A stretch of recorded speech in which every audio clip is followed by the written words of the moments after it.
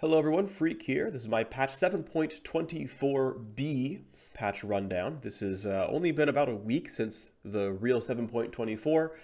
This is, I guess, technically what's called a micro patch, meaning that your client, and I might be wrong about this, I actually don't know the system very well. Your client more or less doesn't actually download a bunch of files, just the game server knows the different values, which is why it's a pretty low scope patch. It's only numbers changes, no mechanics changes. Also, apparently it says that some of your tooltips will be out of date. Does it say so here? It doesn't. Okay, well, that did get spoken of in Meddler's quick gameplay thoughts thing, so you can find that somewhere else. Anyway, let's talk about 7.24b because it's interesting. The first thing I want to do, actually, before we start talking about the changes that came in, is Morgana herself actually got micro-patched within like a day of getting updated in 7.24. Turns out her overall spell vamp became insane. And just she was doing way too many things. So her health pool went down. Her health scaling went down pretty significantly, so lost about 130 health by max level. Doesn't mean a ton in the early game, right? This is a 36, 38 health difference. It's not really that big, but either way, it's definitely like a nerf to Morgana. She was way overpowered, and she was mostly overpowered in the mid lane. More so than the support or really the jungle. And the way these nerfs actually line up, they tend to actually nerf mid lane Morgana more. So because it's health scaling, you have to level up. Mid laners level up the most of any champion in the game, so it nerfs mid Morgana more. The spell vamp used to scale with character level. Now it's a flat value at 20% instead of the 15 to 40. And again, mid laners level up more, so it nerfs mid laner Morgana more. What's interesting is, one thing I didn't write down here because it was in the patch notes themselves, and there's not really much value in mathing it out, is the W, or Tormented Soil, got a slightly longer cooldown as well, which does nerf her jungle a little bit. And so the nice thing is her spell vamp is up by about 1/3 in the early game, which is the very far right column, looking at 24A to 24, I guess, micro patch. It's not really 24B. So that she probably stays healthy enough in the jungle. So I actually like the shape of these changes. The end result seemed to be pretty reasonable. I haven't played a lot since that patch. I've been a bit busy, but it seems like she got reined a bit more in line, so that's very good. I'm glad that happened. Let's go into the actual changes that happened in the patch, though. And basically, the big context thing is there's not a lot of good, it seems anyway, not a lot of good physical damage top laners right now. Pretty much all the good champions are tanks, and that's really twofold, I find. The first big thing is tanks got to benefit from the fact that everyone lost their magic resist glyphs because they still got compensated with marks, whereas fighters didn't benefit in any way. Fighters no longer have magic resist to go against the Maokais and Kales of the world, and so they ended up getting into a worse spot. I think that's actually, in my mind, almost the bigger deal than top lane fighters don't have a super sick keystone. Certainly, Fervor was very good on a lot of these guys, but for someone like Aatrox, like Lethal Tempo or Press the Attack should be about as good as Fervor. I mean, roughly, very roughly. And also, Grasping and Undying is still pretty much usable. Either way, it doesn't really matter. Ultimately, the grand scheme of things is, yes, the landscape of League of Legends as of 22? 7.22 is preseason, was definitely anti-fighter, so they're all getting a bunch of buffs. And because it's the micro patch, it's really easy things like base stats and base damage changes. So Aatrox gained 2 AD, he gained 10 to 20 damage on Darkflight, and he gained 5 damage on Blades of Torment. Aatrox, last I checked, was sitting about 48% win rate, and it tends to be a champion that sits at maybe like 51 when he's like considered reasonable, because he's not very popular. People who do play him a lot. So do I think 2 attack damage and the damage on Q and E will be enough? Yeah, it's probably like a 1.5% win rate gain or so. This gets him pretty close to 50%. So the 2 AD you can see right here is the change there. Up to 124 base AD at level 18 is pretty reasonable. In my mind, if you're the kind of champion who would consider buying Steric's Gauge, I think you should have at least 120 attack damage at max level. Of course, everyone gained about 8 from Runes Reforged as compensation for marks. And now they're getting a bit more here as well. And I think basically, I mean, unless you're a really extreme example like Hecarim, who has just ridiculously supreme synergy with um, Trinity Force as an item, that you should be getting up to 120 something attack damage. And ideally, in my mind, I want James to be like at like 135, 140. I think that's, I personally really, really love base stat changes and base stats that really tell the difference between what champions are, right? When Ashe is the same base AD as Aatrox, it feels bad because Ashe just has better access to auto attacking. I feel like Aatrox, because he gets to attack so much less, gets to and deserves to have bigger auto attacks just on a base level before you even count the kit in most cases. It's a bigger topic that we can talk about more another time, but I love base stat changes, especially when they go in line with this, where fighters get more attack damage. Yeah, it's only 2, it's not very big, but that's kind of nice. Q has a total AD ratio attached, and so even though it's a 10 to 20 damage increase, it's actually, I think it's an 11 to 21 damage increase because I think it's a 50% total AD ratio. I did the math. Either way, the numbers are here. And there you go. So champion does a bit more damage. That's really good. The E is a bonus AD ratio, so it's just simple +5 damage. There's the math here in this one. Pretty easy stuff. And I started doing, by the way, just including all levels of the champion, just to get a better idea of at what point in the game this really mostly affects the champion. E tends to be an ability that is maxed second, apparently. So the 5 damage output is actually pretty big because 75 becomes 80 for the first, 7 levels of the champion, which is pretty nice. So cool. Aatrox probably gets 1.5, maybe 2% win rate. That's pretty sweet. Jace was definitely someone who was doing well via all the sorcery runes being so good, so we lost 10 damage off of Shock Blast. Sadly, this is the wrong icon for it. Unlucky here, but it's the ranged Q, almost certainly. And then Thundering Blow's cooldown goes up as well. Thundering Blow is interesting because it's normally maxed last. And I know Jace has been in flux of being good and bad and good and bad. And he's had several sort of small scope kit changes over the course of his lifetime. Thundering Blow cooldown has been a big one. But now it's back to the point where the cooldown actually goes down by half if you can max it out. And right now, I believe Jace is normally maxing W second, as we're going to see here. Really quick, here's the Q damage difference, actually pretty significant. Later on in this, you're going to see that Scorch and the Sorcery Path bonus both are getting nerfed as well. And this is going to hurt a lot of those poke champions, such as Jace. This might end up being too much because of Scorch getting nerfed and Sorcery Primary getting nerfed and Jace's Q damage getting nerfed. Maybe not, I don't know, but Jace might be, I don't know his win rate, but I'm expecting like a 1.5 to 2% win rate dip for him as well. But yeah, here's his E cooldown. Most popular build for him is indeed maxing E last. You normally max W second because you get more damage out of Hypercharge. And there's a chance that a nerf like this will actually make him switch out from W second to E second. I don't know for sure. I mean, all you're really getting out of ranking E is the cooldown, but there's a chance it matters. I'm going to guess probably not. I wouldn't recommend you change your skill order, but there's a chance that in certain matchups you actually need this when you're facing like a Yasuo or something, or a Riven or an Olaf who just all-ins you too frequently and 20 seconds is too long to wait. I think there are, my honest basically look at this is there's probably a couple of situations or a couple of matchups where you need to E second for matchup's sake. Maybe, maybe not, we'll see. Kayn, not really a top laner, but he's also apparently doing pretty poorly. Doesn't seem like he's quite synergizing with Keystones perfectly in Runes Reforged. Or I shouldn't say that, actually. I think he has some good Keystones. Electrocute's good on him. Dark Harvest seems good on him. He seems to be doing fine. He is not doing well overall as a champion. So, and specifically, actually, it was Ross that was doing worse. Riot has... they added this specifically when they made Kayn, the ability to look at the win rate when he goes Ross versus when he goes Shadow Assassin. And Ross was doing very, very badly as of 722. And so Ross specifically is getting buffed, as well as his overall attack damage going up. And again, I like when a champion that's a melee fighter specifically has at least 3 attack damage per level. I think that's just a really big deal. To have, right, 124 AD at level 18 versus 116. 116, like you're getting dangerously close to like Tristana territory or Jinx territory. And that to me just really feels bad that his attacks aren't any better. So hey, a pretty meaningful damage increase. Honestly, +8 by the end of the game is not huge, but it's still enough to matter in some cases. Based on what I saw, all of Kayn's, at least his base abilities are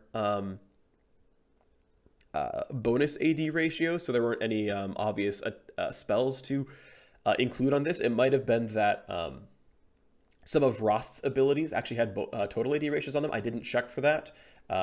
And if that's the case, then Rost gains even more damage out of this because his active abilities gain more damage. But here's the spell vamp change.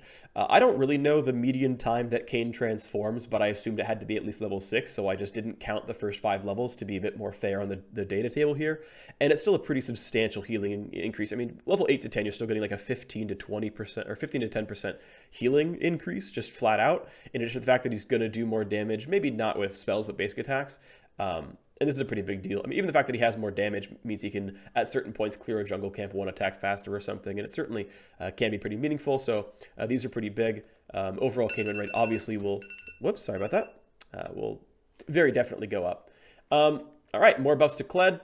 Kled, I actually didn't seem to feel bad about when I was seeing him played. He seems pretty solid, press the attack. It lines with his W synergy pretty nicely. You know, kunk, get the damage output there, but apparently he's not doing very well, so 2 base AD and 0.5 AD growth, and 10 extra damage on Jousting. Keep in mind, Jousting can hit twice, which can be a really big deal. So here's the Kled AD difference, again, up to 125. That's the number where it starts to feel pretty good in my mind, so that's kind of nice. He's also, he seems to like to build, what's the Sterix Gauge as an item. He seems to like to build Titanic Hydra, these sorts of things. There's actually a chance Bear Trap on a rope is a total AD ratio. I didn't check. I only checked Jousting. Jousting is a bonus AD ratio. This one I did check. So potentially his Q goes up by about 2% damage or 1% damage, something here as well. But either way, pretty meaningful base attack damage increase. Again, I didn't check for the rest of his ratios being bonus, or sorry, total AD, but still meaningful here. E damage up substantially. E is the ability you max last. The fact that 25 became 35, aka 50 became 70, is a really, really big damage bump. Yes, there's a bonus attack damage ratio attached, so yes, it's not really a 40% damage increase once you get any items at all, sure, but this is still a very meaningful upgrade in damage. He's getting 20 extra damage in his all-in. He's getting, you know, 3 or so extra attack damage. I mean, 6 or, you know, whatever, extra damage in his tradings, every single auto attack. I mean, this is certainly meaningful. This is pretty big for Kled. This is another, again, these all feel like 1.5 to 2% win rate bumps. Shadow Assassin Kayn is going to gain maybe 0.5% off this, but this is a maybe 1% bump or so for Rost, which is pretty good. So that's really nice. Renekton, lots of attack damage. I mean, Renekton's up to 69 base AD and almost 4 per level scaling. That's actually huge.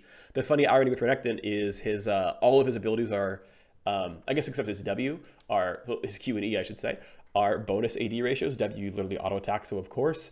But again, he's up into the 130s in attack damage ratio. That's really good. He's not really a Sterix user. That said, I haven't seen a lot of Renekton, so I couldn't tell you for sure. I'm sure he can work Sterix Gauge. I don't think it's a bad item, but because it doesn't amplify his Q or E damage, it's a bit of a miss for him. Either way, he is someone who gets in the thick of things, lands a lot of auto attacks. I mean, the fact that you're going to use your Ruthless Predator W to get 3 hits off, you've got a team out in there at some point, certainly a pretty big damage bump. So Renekton's going to gain a solid, maybe let's say 1% off of this, which is pretty good. I guess he's not doing very well. Again, he seems like he can use press the attack pretty reasonably well. But again, I haven't been tracking top laners very much in this patch, so I couldn't tell you exactly how Renekton was doing, but apparently not doing very well. Everyone's favorite champion to hate, Teemo. Oh gosh, his health growth goes down, his base AD goes down. Teemo was definitely overtuned. Teemo was definitely overtuned. He was so good with Scorch and Sheep Shot and Airy that he actually became a viable support, and Teemo support used to be troll. Teemo support is now actually pretty good. Teemo top lane was definitely dumb. So I'm always happy to see ranged mage type champions cap at only 2k health. I know a lot of champions gained some health per level as of the Runes Reforged patch. All the mid laners got 12 HP scaling. I believe Teemo got 5 armor and 5 HP scaling, so okay, maybe the real number that I should be looking at as like a maximum barrier is 2100 or so, but excuse me, sorry. Ugh, that was weird. Anyway, maybe 2100 is actually like where my threshold should be for when you start getting too tanky as a ranged champion. But it's going to see him under 2100 as a ranged mage. Yeah, he has no real escape tools. I mean, the blind is a bit unreliable because it's not a stun, it's not a slow. You're right, his mushrooms can be hard to use, but I mean, he gained a lot with Runes Reforged. Definitely deserved the nerf. And this hurts, again, it mostly hurts top lane Teemo more than any other Teemo build. 3% hit in health is not really huge, but it gets his health more in line with what I feel like a mage-ish champion should have, so that's good. Here's his base attack damage going down by 4. You can see it's a really big cut at level 1, 7% off. And then it's still a 4% cut by the end of the game. But you can see, again, we're talking about having 100 base attack damage at level 18 is still pretty reasonable, pretty solid. And what I also added, though, is I added his most common skill order, which is E max first, and added the on-hit damages 10, 20, 30, 40, or 50 based on rank. I added that to his base AD and gave you this column on the right here. And you can see it's much less of a cut, of course, at level 1. And as you get farther along into the game, you're around level 9. This damage cut, again, it's only 3%. A level 9 Teemo who maxes E, this is their damage on hit. 128 becomes 124. It is not nearly as big. So this is a pretty small Teemo nerf. This is maybe the tune of 1%, if even that. Yes, certainly Teemo is a range versus melee champion more often than not, so he makes use of his base AD more often than other champions would because he's getting so many auto attacks off. Even with that said, though, I don't think it's more than a 1% nerf to his win rate. I think he will still remain strong. Yasuo definitely in need of some help, gains some magic resist growth, gains some Steel Tempest base damage, he gains some range in the R. I want to point out something interesting with the magic resist growth thing. So a couple of years ago, I want to say 2 to 3 years ago, we made a big change where, and I've talked about this before, base stat scaling was no longer linear. It was no longer up and to the right. It was no longer up and to the right, as I'm dabbing here in front of the camera. It became a parabola. It became curved so that you gained less stats at level 1, 2, 3, 4, and then it started getting more and more and more to the point where you eventually had, right, the same level 1 and the same endpoint. Well, not the same level 1, we'll get to that in a second. You had kind of the same start point, more or less, and then the same endpoint up here, but it did this. The other change that happened at the same time, though, is they actually just dumped a bunch of stats into level 1. Like, everyone's level 1 stats went up by, like, I want to say, like, 30% of a level up. Roughly that, maybe more so, I'm not sure exactly, but a pretty meaningful amount. But what's interesting is it changed the entire formula of how stats worked. I'm gonna cut to the chase. What happened is every champion who had MR per level started the game at 32.1 MR. Right, it used to be that you gained your per level stats at level 1, and you gained the same amount at level 2, same amount at level 3, and you went like here. And so a champion had 31.25 MR at level 1. But because they gained like half of a level extra, and then all the math changed around, that all became base stats, right? And so now someone like Darius's base magic resist is 32.1. That is the base magic resist of the champion, as opposed to 30 that most champions have now. So that means a champion like Yasuo, I'm going to bet you they didn't change his base MR to 32.1. They just gave him the 1.25 MR growth. And what that means is now he's got this very interesting magic resist curve where he doesn't have the same MR as any other champion in the game. I am almost certain on this. There's a chance I'm completely wrong and nothing I said in the last minute and a half is true anymore. But I'm virtually certain of this being the situation now. So enjoy. Either way, here's the magic resist at the olden days and the magic resist in the new days. Obviously at level 1, there's no change at all because in the way that stats are handled as of 2.5 years ago, you don't gain your stats at level 1. You have a base stat and then you gain at level 2 and onward. So level 1 is no different, but here's the magic durability different. It's up to a 9% durability increase, which is pretty meaningful. Now, certainly a lot of Yasuos would tend to buy Hex Drinker against AP matchups, and yes, that's probably going to still happen. But up until that point, you take about 3% less damage. So that's kind of nice. And I mean, things like this never stop mattering. Even if he does buy a Hex Drinker or whatever, he would have to buy 150 MR, or about 140, yeah, about 150 MR for this 9% to be 4.5%, right? So even like this percentage value is going to stick around for a while because he's never going to buy another 140 MR. He's going to buy a Maul of Immortius and then maybe a Scimitar, and that's only maybe 70 or that's about 85 or 90. And so you're still going to have like a 5% durability bump, 6% durability bump, even in late game scenarios against mages, which is still very meaningful. So Yasuo got a lot better against mages. The Steel Tempest base damage increase. Keep in mind, Steel Tempest has a base AD ratio of 1, so these numbers can be pretty obviously similar in a lot of cases. Yes, the base damage went up by 0, 5, 10, 15, 20. So the ability will do exactly 20 more damage at level 9 no matter what. And another thing I want to point out, though, as we look at these percentage points, which look pretty nice, is Steel Tempest, the way it crits, only the base AD portion of the damage crits. The Q damage, the 20, 30, whatever, does not crit. That number stays the same no matter what. So it will only ever do exactly 0 to 20 more damage. That 0 to 20 will not crit. That 0 to 20 will not scale with AD. Will do 0 to 20 more damage, period, full stop, never again anything different. So the percentage gain here will continually deflate throughout the game. And because he builds not only attack damage, but also critical strike chance, yes, that's a pretty big deal for that. Still, it's going to mean a lot for his level 7, level 5, whatever, all in. Definitely does. All right, that's it for that stuff. Also buffs to their line of items as Tiamat, Titanic, Hydra both get better. Ravenous Hydra apparently was doing fine, so it's unchanged. Still 80 attack damage. To be fair, 80 AD is a lot. There's a reason they sound the same, 80 and 80. That was stupid. I apologize.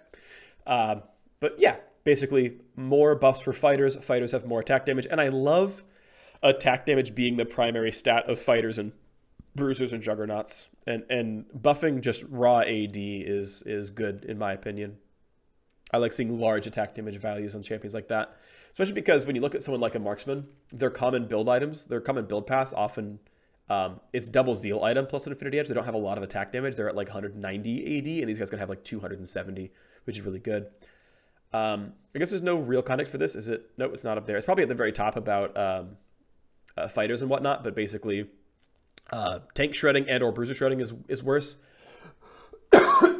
One thing that's kind of interesting is a lot of tanks are buying items like Frozen Heart, sometimes even going Iceborne Gauntlet. Thorn Mail doesn't have a lot of health on it as well. So a lot of tanks are actually getting a lot of armor, but not a lot of HP. But a lot of bruiser guys are getting Titanic, Hydra, and Black Cleaver and Sterix Gauge. Those are those kinds of items. And if Giant Slayer, Lord Dominus, or Guards are worse items, then carries are less likely to buy them. They're more likely to buy Last Whisper and then stop and not upgrade. And it allows the health stacking tanks to feel better about themselves. This also has a small side benefit of buffing the,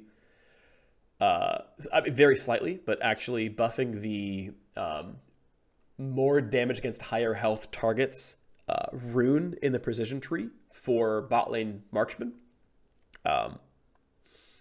Because there's not really a way to get that stat elsewhere. So like if you need the tank shred, it's now a better tank shredding kind of piece of rune work. Also, this probably won't happen, but theoretically it should. People are going to be more willing to buy health because Giant Slayer and Lord Dominix are weaker and less likely to be bought, and thus theoretically you should be having higher health values because people should make educated choices with their item purchases. This won't happen. This won't happen because no one's going to actually look at this and be like, I'm going to buy a Sterix when I wouldn't have before. No one's going to do that, but theoretically it should. Nerfs to lethality items, a lot of assassins were doing too well. What's interesting is this is going to... we talked about Kayn getting some buffs before, and Kayn was only doing kind of okay. So Assassin Kayn's going to go down a little bit, and then Rost Kayn is going to go up a little bit, and then he's going to gain some AD, and then they're going to meet in the middle. So this actually pushes Kayn closer together. I also think that lethality was definitely too high. These were unneeded buffs. I also am of the opinion, I think, that Sorcerer's Shoes also did not need buffs, but that's a topic that I'll cover in another video about where Magic Resist and Magic Pen really did land at the end of this all. Either way, it's not a topic for right now, so we're going to move on, but I'm happy to see this. Kha'Zix was definitely doing a bit too well. It was nice getting to see lethality Kha'Zix actually get played in pro play, and Karsa did really, really well on it. So I'm kind of sad to see that this might be gone. This might have been the death of lethality junglers, but I mean, we'll see. I think pro play champ select is a little bit random, and we'll see if they want to do it anyway, but I'm glad to see this nerf back down to something a bit more reasonable. All right, buffs and nerfs to mid lane champions now coming in as well. Up first, Azir definitely was over-tuned as a result of his changes. I really want to point something out, though. I feel like the Azir mini rework from 7.19 was probably the best single bit of kit design or kit rework to come out of the core gameplay team in the last year or so. I mean, there have been some really cool things out of the rework pod with like the Warwick rework and the Urgot rework and stuff, but as far as like live design, making changes to champions, I think the Azir like micro rework was so freaking good because it was a champion that was unplayable outside of pro play. had to be nerfed outside of playability at all to make Azir not 100% pick ban in pro play. And you fast forward about a year or so, and they managed to, within basically a single patch, get him to a spot where he is completely fine, okay, slightly strong, sure, in solo queue, and completely fine, not 100% pick ban, but viable in pro play. That's insane. The champion who was so lopsided, he had a 45% win rate in solo queue and was 100% pick ban in pro play. You pretty much can't get farther apart, and he went bam right there in one patch. That's insane how close that was. Yes, there have been a couple of nerfs over the course of time. Sure, he was a little bit overtuned, but my God, that was near perfection, and I'm like fanboying over how good the Azir minor rework was, because honestly, that was nuts how good that was. Let's look at the changes though to Azir. Basically, here is 7.24a, here's 7.24b. His soldier damage went down, going down starting at level 7, going down by 20 by level 18, to the tune of a pretty decent amount, of course, you're seeing, right? To the tune of, you know, a solid 15, almost 18% damage off at level 11. Like, that's a pretty significant bump. Sure, that's fair. That is a pretty significant bump that, you know, he lost out on. But Azir is definitely a bit overtuned. I think he's definitely above 50 in solo queue. And Azir is a very hard to play champion. He probably should be sitting 50 or below 50 at all times. And I didn't check really quickly, but I'm pretty sure his win rate's a bit too high, hence the nerf. This is a champion who will probably not lose as much from the nerfs to all the other runes with nerfs to Scorch and whatnot, because he's still got things like Legend Alacrity to provide him a lot of combat power. So I think he still has a lot of really powerful runes that he's still using, and I think he's going to be fine. He gained a lot from Runes Reforged, is the one thing I will say. I think he got a lot out of that. And for funsies, I actually included how much damage his soldiers did before the rework. Before the rework came in, 7.18. And so if you were to change from 724B to 718 to the old pre-rework numbers, you're going to see that his numbers were really, really much, much worse at levels 1 through 10. And then, yeah, his late game was a bit better afterwards, but end of the day, it was a rework. And I just included it for fun's sake, just to see if, like, I don't know, what the numbers were, because I was curious. So there's what they were. Enjoy that. Cassiopeia doing a bit worse. She did get buffs via Phase Rush, now giving slow resist to ranged champions. Apparently it wasn't enough. Again, I haven't been checking win rates that much for the last week or so I couldn't tell you for sure, but apparently she's not doing so well. So buffs to her Q mana cost is kind of nice. Q is maxed second typically, so the going from 60 to 50 is a really big deal for the first 8 levels. That's kind of nice for her, so that's cool. A pretty significant mana resource bump for her. That's nice. Also, mana flow ban is getting nerfed on this on all champions, so just the rune is getting nerfed, so I think she could maybe use the mana pool. Okay, great. Wonderful. Good for you, Cassiopeia. Getting a bit of stuff. And also some, I don't know why they had that cross out, but it's not really that big of a deal. Another 0.1 ability power. That's kind of nice. Okay, good for her. Yeah, I mean, Azir's going to lose maybe 1% win rate. Shouldn't be too bad. Cassiopeia is going to gain probably 0.5%. I don't think this is a very big change. Maybe it's bigger than I think. I don't play a lot of Cassiopeia. Corki's getting hit by a freaking sledgehammer, though. Corki is getting actually... Oops, sorry about that. Corki's getting freaking dumpstered. So Corki was one of the big winners of the patch in 7.22, where he got compensated for marks despite being a magic damage dealer. Right? He got compensated. He got his marks back. He got his attack damage back. Right? He has 63 attack damage. But everyone's MR went down. And so Corki was a big winner. Corki was at, like, I want to say about 52% win rate in solo queue, I think, right now. In the mid lane. He was a very, very big winner to the patch changes. And they nerfed him by more than the patch changes, right? So he loses 3 attack damage. He eventually loses 12 attack damage. Now, certainly not going to get to level 18 all the time. I mean, he's going to lose 8 AD by around level 11. And, okay, to be fair, he's losing less than 8 AD, and then he's losing 8 AD, right? So, like, levels 1 through 11, he's still buffed via Runes Reforged. And then by the end of it, he's nerfed. This probably in net, like, interactivity, in net result to the champion, is probably, like, if we're going to compare 7.21 to now, this is probably still a slight buff to Corki because he's getting this 5 extra attack damage via the old changes at level 1.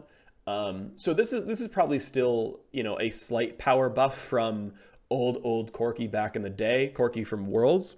But he's also losing quite a lot of damage out of his Q. Q is definitely maxed first, and it's quite a bit off. I mean, this is 20 damage off of an ability you've maxed by level 9, and that's actually a pretty meaningful damage difference. It's actually a pretty significant drop off here. So maybe Sledgehammer is...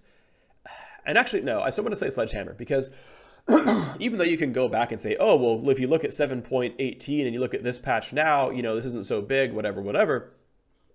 At the end of the day, this champion's at like 51.5, maybe 52.5, and this is definitely, I think, at least a 2% win rate hit, probably a bit more. Maybe I'm overrating it slightly. I don't think I am, but I think he is kind of at the highest at 50.5 and really likely to be sub 50 as a result of this patch.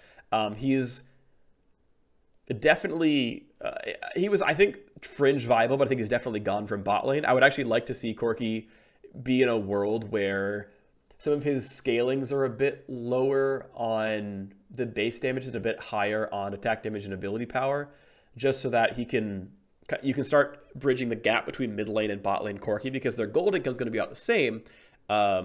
Mid lane Corki gains levels more often, so if you're able to like slightly diminish the value of level ups, like if Corki's max AD at 18 is 100, right? If he goes from 62 to 100, but it's really bad AD growth, I understand that. But if, you know, the Q damage goes back up to 255, the AP ratios and the AD ratios go back up to something decent, like you can actually push Corki back into viability in bot lane.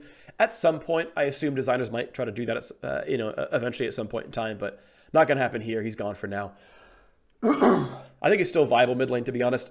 I think especially in pro play, but I think he's not viable bot lane anymore. So Katarina, this nerf looks bigger than it is. 15 damage off Shunpo at all ranks. Katarina, of course, this ability has a 0.5 total AD ratio, though, and so the damage is actually more like this. Still a pretty meaningful damage cut, but you're not using Shunpo so much for the damage. Certainly the damage is there. Her all-in with Shunpo does 15 less damage. That's a fact, and it's going to remain the case. So, hey, that's 15 less damage than all-in. She was definitely doing a bit too well, deserving of nerfs, certainly, but yeah, I mean, right, the damage didn't really go from 30 to 15. It went from 60 to 45, and it, you know, it got kind of diffused from there. So not the most insane nerf to Katarina, to be honest, in my opinion. Little nice thing to nerf Zoe. Basically, QQR is less forgiving. You actually have to appear under the portal for you to get the bonus range on Q. So this won't change almost anything, but okay, probably a good change to do. Ezreal losing some base stat growth. So it's probably the right choice design-wise to nerf Ezreal's attack speed growth, because he is this sort of poke marksman, right? He's doing all these funny things with his Q and Trinity Force and Muramana, and he's got a passive to give him attack speed. And so I understand design-wise and sort of shaping-wise, like putting his attack speed down and roughly halving his attack speed growth. Right, he attacks 15% less quickly overall as a result of these changes. His attack speed difference right here in this column. That's I mean, it is the right choice for Ezreal, right? It's the right choice to push him in this way and say, no, you get to have the best poke in the game, almost of any marksman. You get to go down here. That's fine. I also included for fun, if you have his passive fully stacked, which adds 50, 60, or 70% attack speed based on level with 5 stacks onto it, how much different is his attack speed? So his attack speed difference here versus attack speed difference with the actual stacks. Obviously, it's diffused quite a lot. Roughly, it's half the impact when you've got all this bonus attack speed. So you're seeing, you know, if he doesn't buy any real items. Now, keep in mind, this is a champion that buys Trinity Force. It's a champion that buys Blade of the Ruin King. He's going to have attack speed. He can actually self-buff with W as well in some cases when doing things like Baron. So this certainly still has an... the real-world impact of this attack speed nerf is even less than you think. Right? This is more honest because it includes his passive, but then even more beyond that, there's Trinity Force and Blade of the Ruin King and stuff to push that even further. Either way, Ezreal definitely overtuned. I am glad to see the nerf be nerf into a weakness, not nerfing his strength. Certainly his Q was nerfed in the previous patch, and that was nerfing his strength. But I think Q was still strong, so I think it's okay. But this is, I'm very glad this is a nerf. I actually like this nerf more than the Q nerf personally. The previous was just a revert of a previous buff, so it's kind of more stomachable. Yeah, anyway, glad to see this happen. Ezreal by far was the strongest champion in bot lane, so this will be a 1 to 2% win rate hit, I think. I know I'm just saying 1 to 2% for like everything, but that just feels like the magnitude of these changes. So I'm going to say it's a 1 to 2% win rate. In fact, I'm going to say it's a 1.3% win rate nerf. The exact same as attack speed growth. Probably less than that, actually. I think Ezreal doesn't care about attack speed growth as much as we think. It's going to be probably less than his attack speed growth. Either way, whatever. Leona, also probably the best performing support right now, loses 20 damage off of her Q. That's certainly a pretty big deal. I chose to include her base AD and Sunlight in the damage output here. So this is Q plus base AD plus Sunlight. It's still 20 less damage at all levels, but yes, really an empowered shield with Sunlight on used to do 380 damage. It's pretty big. But you can still see here that even in the context of an entire combo from Leona, with Sunlight being triggered with her auto attack landing as well, it's still a 17% cut in damage to like what her Q really provided as an attack reset and everything else. So yeah, still pretty meaningful, even though I mean, I think this being cut to a third is dishonest, which is why I included everything else in this one. But yeah, I think meaningful that her trading damage is 20 less damage. This is also similar to what happened last time where her W did, I think, 20 less damage as well. So good to see. Miss Fortune, definitely a bit abusive in the bot lane. This affects both support and carry MF or ADC MF based on how you want to describe those things. Yeah, I mean, just pressing Make It Rain, having Comet or Airy land, and receiving your free Scorch damage, definitely a bit insane. Sorcery primary is getting nerfed, as is Scorch getting nerfed, so these are both going to be hits to Miss Fortune's viability. I think Miss Fortune will remain probably forever a greater than 50% win rate AD carry. MF probably always lives at 52%, 51%. And if she's around there, she's going to be in this situation of mostly ignored in pro play, not talked about in solo queue, but still strong. And so MF is probably going to sit in that kind of world, because MF's at like 53, 54 or something right now. And these are not going to be enough to like remove her from viability at all. There's no way. So combined with the Scorch nerf is probably 1% win rate bump downwards, but it's not. This is not huge. You can still be Miss Fortune and still be really, really annoying. One thing I want to point out actually is this cooldown nerf is a bit bigger than you might think, because Spell Thieves only gives you 1 tick per cooldown use. And if you're not landing anything else other than Make It Rain, this is now a longer cooldown than Spell Thieves creates stacks. I believe it creates stacks at 15 seconds, every 15 seconds. Or maybe it's 12, I don't remember anymore. But this actually will, as support MF, also nerf her gold generation, because she's going to get, like 20, 30% less triggers off. And she'll earn 20 to 30% less gold from the Spell Thieves tribute, as well as 20 to 30% less damage through the Spell Thieves tribute damage. So kind of good stuff here. Once again, showing up lethality nerfs. This again also nerfs Miss Fortune. Now we're at the point where Miss Fortune probably loses 2% or so win rate. Jhin loses probably 1% off of this as well. We're more likely to see crit Jhin come out as a result. We probably still see like one of Yomu's or Duskblade, but you probably see him go into Essence Reaver or Infinity Edge and Rapid Fire Cannon sooner now. I think you will no longer see triple lethality Jhin as a result. Miss Fortune. And actually, I want the items to be balanced such that Jhin and MF and Lucian, actually Lucian's already going crit, but that Jhin and MF have the choice, and it's a reasonable choice to go between lethality and crit. That their win rates are about equal, but if you go crit, you're a better tank killer. If you go lethality, you're a better squishy killer, and that's just sort of the choice you have to make. And Miss Fortune has the hooks in her kit to go both ways, and so I really do want to see that be viable, that the Infinity Edge or Essence Reaver rush is about as good as the Duskblade rush. That's where I want to see Miss Fortune in the world, and this helps push her there a little bit, as were the previous Q changes like 18 patches ago or whatever. Rammus also probably the best performing jungler. His previous nerfs to his W or whatever did almost nothing. He lost like 1% at most. This is a pretty hefty attack speed nerf though. He's going to be attacking 13% less fast at level 1 in the jungle, unless you start with Hunter's Machete, which I don't think you normally do. Also keep in mind his E is an attack speed buff. His taunt is an attack speed buff, so he's getting a lot out of that as well. And of course, while jungling, his W return is some damage, you know. So this is actually going to be softened a little bit in the real world because obviously his damage comes from places other than auto attacks, but he will definitely suffer a lot more at killing single target camps now as a champion. That's going to be a bit rough for him, but Rammus is definitely overtuned.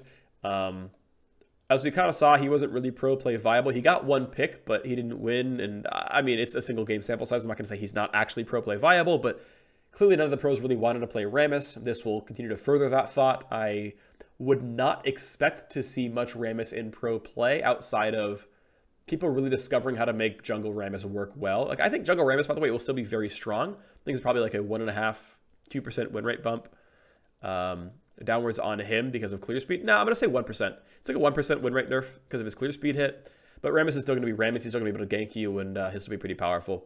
Unless I'm really, really underrating how much the clear speed matters, but I don't think it's that huge of a deal, and I think Rammus is still going to be fine. All right. Changes to the sorcery path. You're getting 3 less AD, 5 less AP. If you're sorcery primary or sorcery secondary.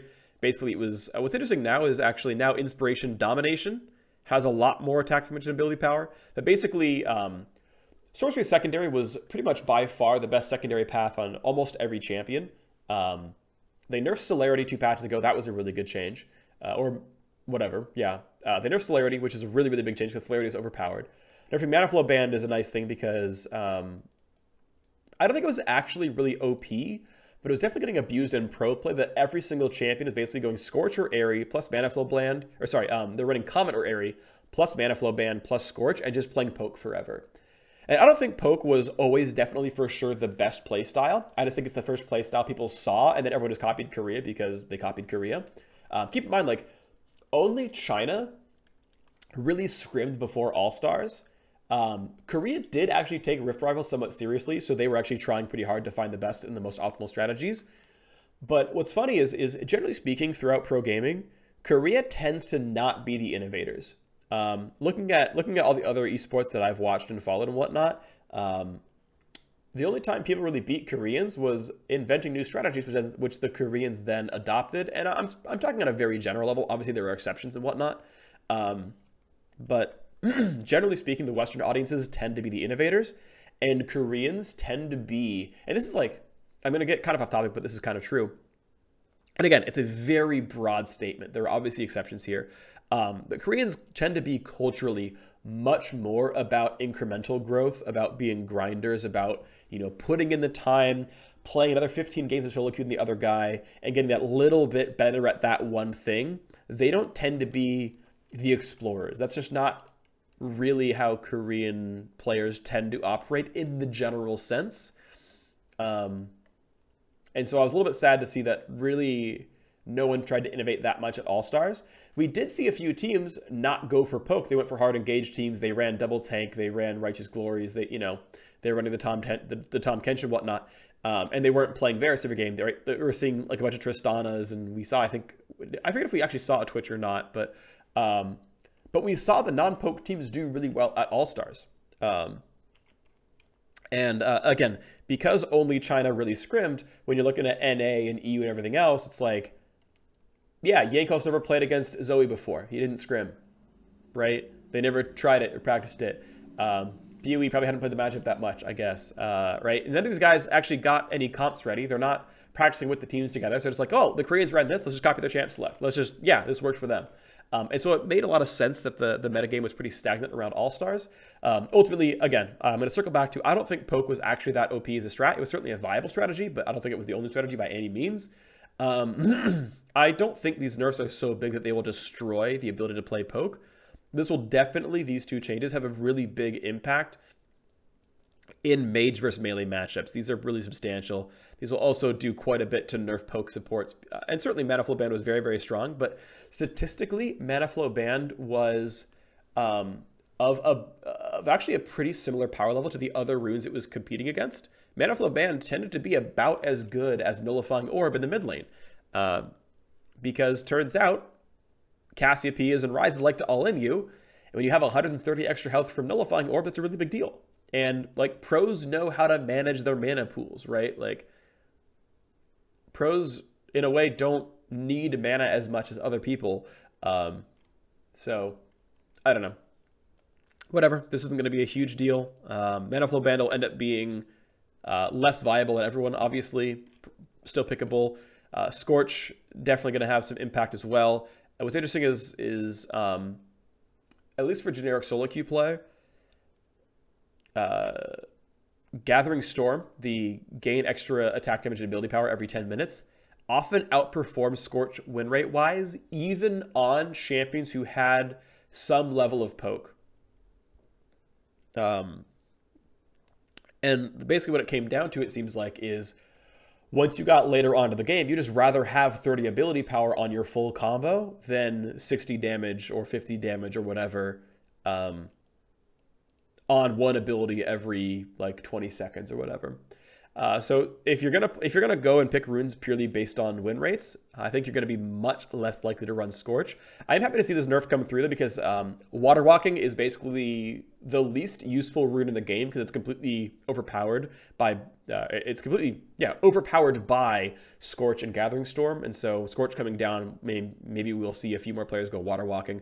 Water Walking was used by a few junglers when Karsa played Kha'Zix. He was running Water Walking, so some more viability there. Either way, probably good nerfs to have. And then here's the point about where, ability items and tooltips and whatnot will be out of date for a while. So that's the case there. Oh yeah, here's the table on Scorch, by the way. Right, again, very substantial cut to its damage output in the early game. Really is a big deal there. And it was a big reason why mages and pokes, supports and whatnot felt oppressive. So Aerie lost a lot of its free damage. Scorch lost a lot of its free damage. Comet theoretically should be dodgeable, though it's not always. And yeah, these changes all combined. I mean, Comet's not getting any changes, keep in mind, but the Scorch getting hit, Aerie getting hit the previous patch, and the Sorcery bonus AP getting hit are all going to help poke supports, poke mages not be quite so good in the laning phase, and that's all good stuff. So that's going to do it for the patch rundown. Thank you very much for watching. I will see you next time. Next patch is going to be 8.1, which will be in January and should be the patch for LCS, LCK, etc. And that'll be excited to see what's going to be in that patch. Should be fun stuff. I'm going to try to record some more videos over the course of time before that comes out. Hopefully you guys will enjoy that content, and I'll see you next time. Goodbye.